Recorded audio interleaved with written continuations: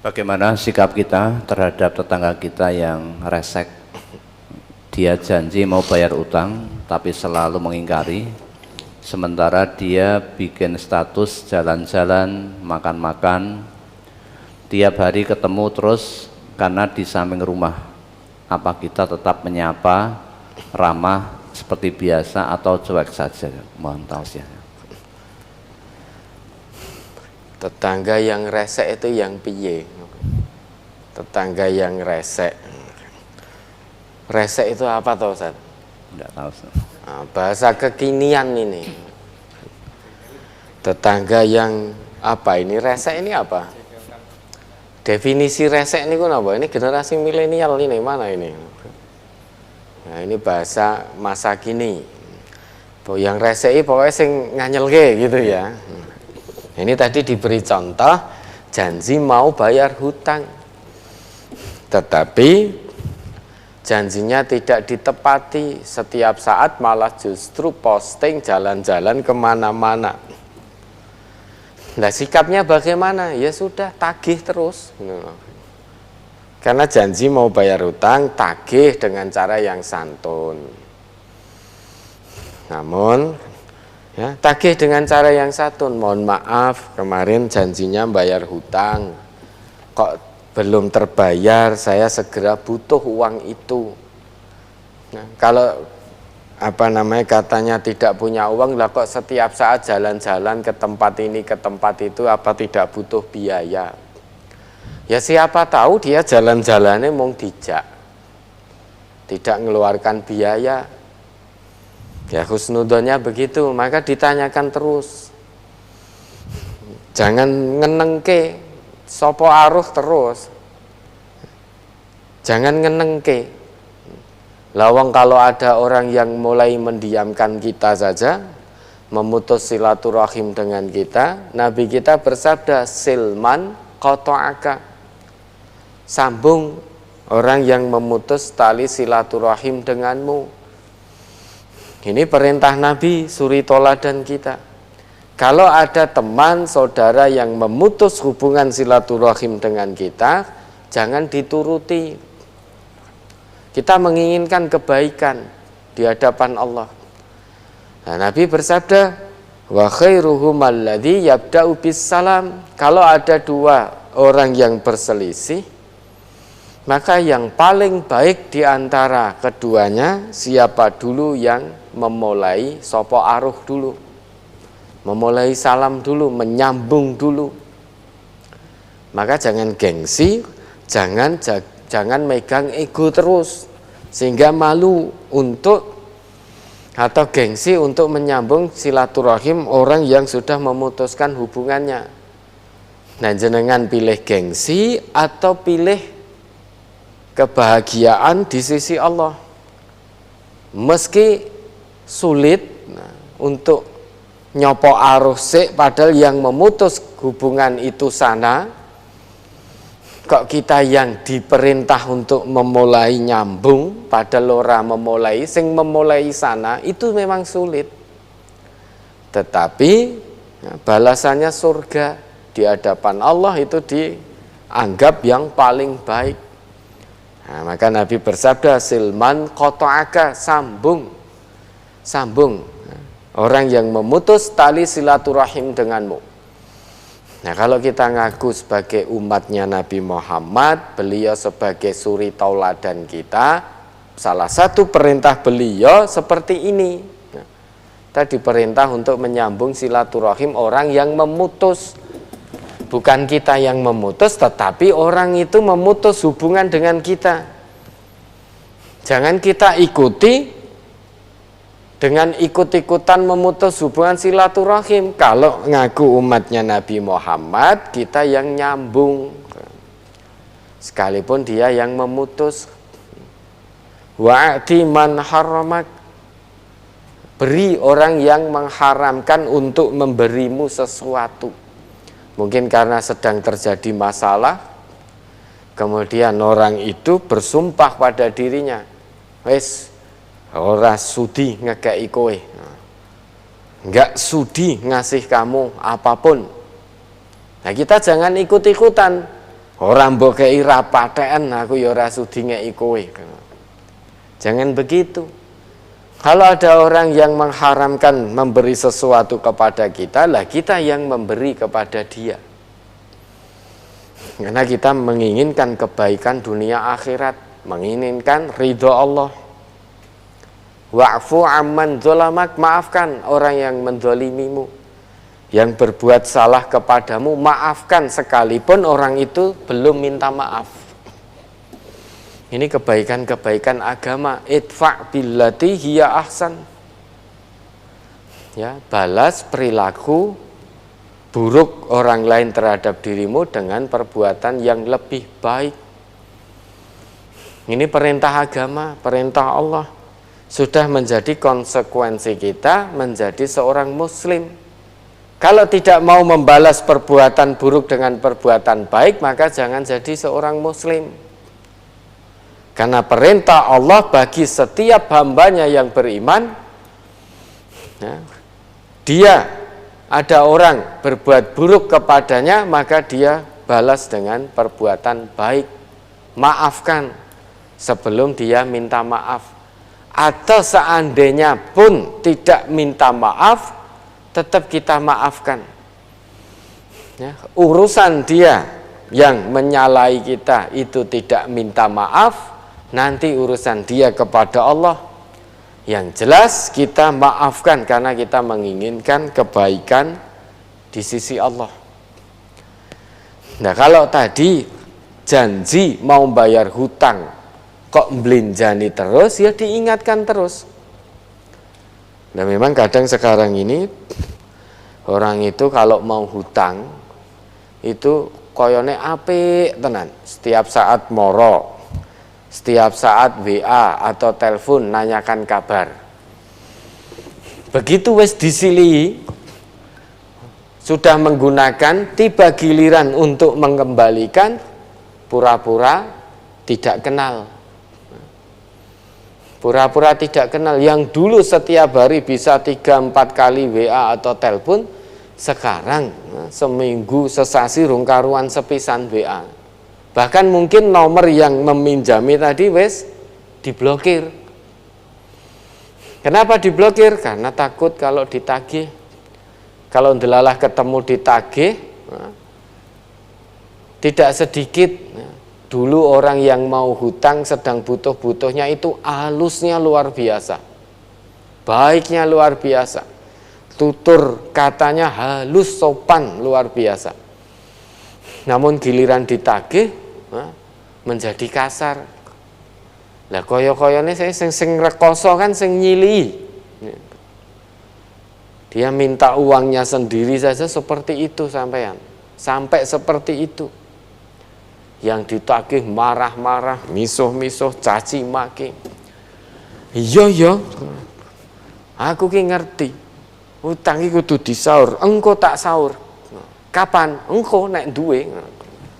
Nah, sedangkan kalau punya dipakai untuk jalan-jalan. Jane ya ora lupa, ya ingat betul masih punya hutang. Ning untuk nyaur utang itu eman-eman. Jangan dikira sepele masalah hutang. Hutang ini bisa menjadi penghalang seseorang masuk dalam surganya Allah. Ibadah pahala sholatnya bagus, pahala puasanya bagus, pahala amal-amal soleh yang lain bagus, namun masih punya hutang, terhalang surganya. Nabi kita bersabda, man mata wa huwa bariun minal kibri wal khululi wadaini dakhalal jannah. Barang siapa yang mati, meninggal, sedang ketika meninggal dia terbebas dari al-kibr, kesombongan. Dia dalam arti tidak sombong. Dan saat dia mati, selain terlepas dari kesombongan, dia juga terbebas dari pengkhianatan janji. Artinya kalau punya janji atau amanah yang diberikan kepadanya selalu ditunaikan dengan baik. Di samping itu, ketika dia mati dia tidak punya hutang, maka jaminan dari Nabi dakhalal jannah, dia akan masuk surga. Mafhum mukhalafah dari hadis ini, orang yang mati dalam hatinya ada sifat sombong, baik sombong karena kedudukan, karena pangkat, karena harta, karena pekerjaan, atau karena ilmunya, atau karena yang lain-lain. Dia mati masih punya sifat sombong, maka dia la yadkhulul jannah, tidak akan masuk surga. Dia mati masih punya sifat ghulul, suka mengkhianati janji, berkhianat terhadap amanah yang diberikan kepadanya, maka bukan dakhalal jannah, yang terjadi la yadkhulul jannah, tidak masuk surga. Begitu pula orang yang mati kok masih menyimpan atau menyisakan hutang belum selesai, sekalipun pahala-pahala sholatnya, amal-amal solehnya bagus, namun hutangnya masih belum terbayarkan sampai dia mati, kemudian tidak dilunasi oleh ahli waris yang masih hidup, maka terhalang surganya. Hati-hati dengan hutang. Ya, penake ning donya ora sepiro. Sekarang hutang 1 juta, besok atau lusa wis entek, ning itu ditanggung sampai akhirat. Kalau tidak terbayar, maka surganya menjadi terhalang. Hati-hati, karena hutang ini hablum minan nas. Hutang uang yang sesama manusia itu kaitannya dengan manusia. Maka selama manusia itu tidak mengikhlaskan, ya selama itu pula Allah juga tidak memaafkan. Kan ada hablum minallah, ada hablum minannas. Kalau urusan dengan Allah, langsung dengan Allah. Tapi kalau ada urusannya dengan manusia, selama manusia itu tidak memaafkan atau tidak mengikhlaskan, maka Allah juga tidak akan memaafkan dan tidak mengikhlaskan.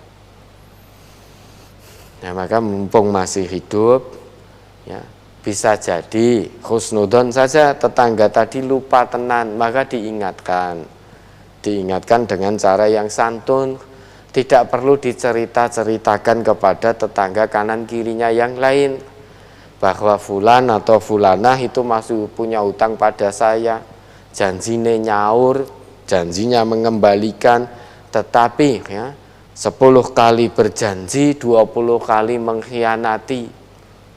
Ya, maka hati-hati dengan fulan atau fulanah. Nah, tidak perlu diceritakan seperti itu. Cukup ditemui sendiri 4 mata. Terus ingatkan dengan cara yang santun. Ya, ingatkan dengan cara yang santun. Nah, kita sebagai orang Islam, maka mari kita memahami saat seseorang itu meminjamkan uangnya kepada kita, bukan berarti dia tidak butuh kepada uangnya. Bukan berarti dia tidak mempunyai kebutuhan. Dia punya.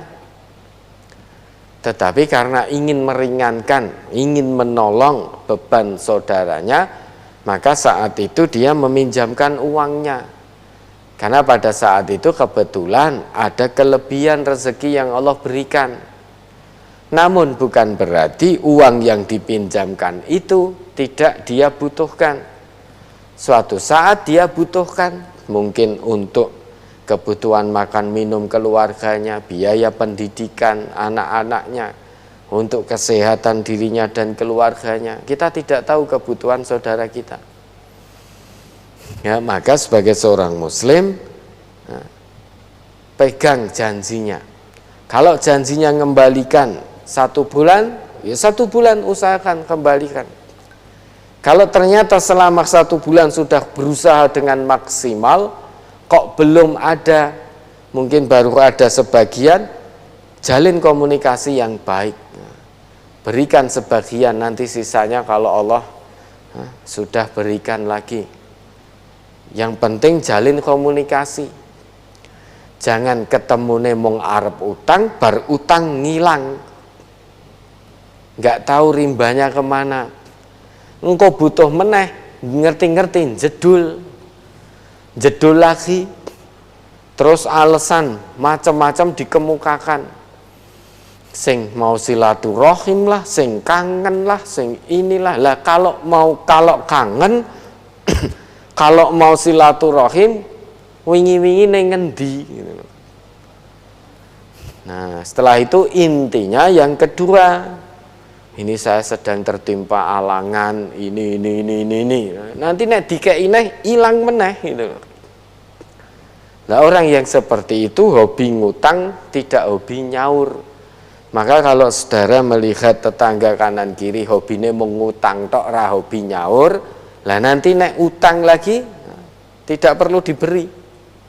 Karena itu hobi ngutang, tidak hobi nyaur. Ngutang sini reso balekke, jane bukan kok raiso, tidak punya niat balekke, eman-eman. Punya uang tidak untuk nyaur, digunakan untuk yang lain, jalan-jalan dan sebagainya. Nah, nanti untuk kebutuhan yang lain ngutang sini lagi, tetangganya yang lain, ngutang yang lain, ngutang yang lain. Mungkin kalau di kita ngutang saudara ngaji ini, engkau terus ngendok. Besok ngutang di sana, sedulur ngaji yang ada di sana, di cabang lain. Besok di sana, wes numpuk utang. Numpuk utang. Maka diingatkan, ditagih bahwa utang ini penghalang surga. Jangan mutus komunikasi. Nanti nek jenengan gak sopo aruh ya ora dibayar. Tetangganya seneng, wah wes didiamkan, alhamdulillah, berarti utangnya ora disaur, sudah disopo aruh diingatkan. Tawasau bil haq. Ingatkan dalam kebenaran. Yang hak itu orang yang hutang kewajibannya nyaur.